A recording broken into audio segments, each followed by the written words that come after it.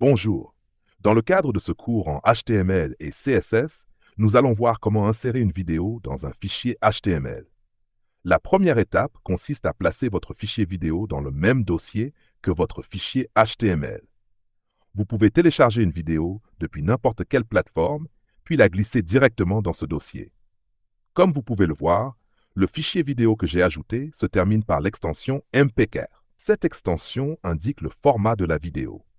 Il existe bien sûr d'autres formats vidéo possibles, mais ici nous utilisons le format MP4, qui est largement reconnu par les navigateurs.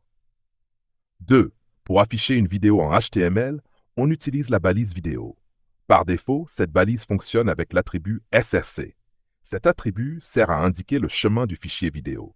Dans notre cas, comme la vidéo se trouve dans le même dossier que le fichier HTML, il suffit de mettre le nom complet du fichier, suivi de son extension.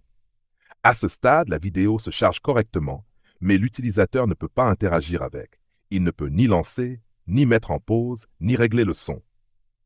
Pour permettre à l'utilisateur d'interagir avec la vidéo, il faut ajouter l'attribut Controls dans la balise vidéo.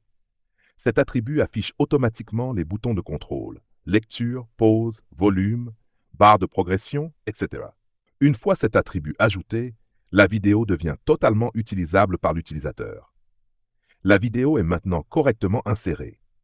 Vous pouvez enrichir le comportement de la vidéo grâce à plusieurs attributs, autoplay ou muted. Il existe encore d'autres attributs que je ne détaille pas ici. L'ensemble de ces attributs est expliqué dans mon livre PDF qui sera disponible à la fin de la partie théorie et exercices HTML et CSS. Ce document est plus complet, mieux structuré et plus facile à suivre que les vidéos.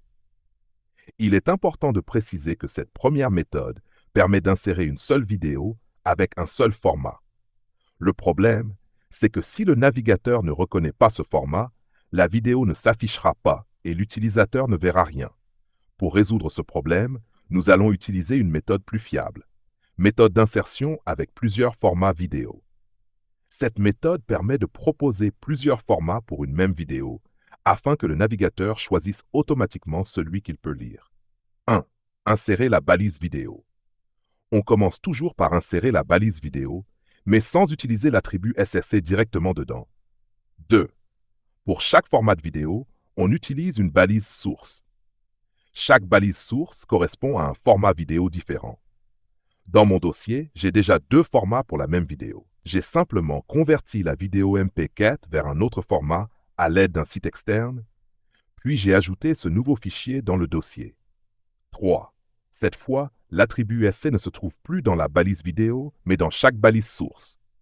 Pour la première source, on indique le chemin vers la vidéo MP4. Pour la deuxième source, on indique le chemin vers la vidéo OGG.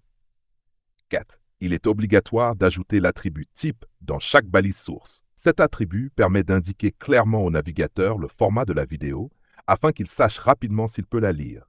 Par exemple, vidéo/mp4 pour le fichier mp4, vidéo/OG pour le fichier OG. 5. Ajouter les contrôles. On ajoute enfin l'attribut Controls dans la balise vidéo pour afficher les boutons de contrôle. Il ne faut surtout pas ajouter l'attribut SRC dans la balise vidéo lorsque l'on utilise des sources multiples.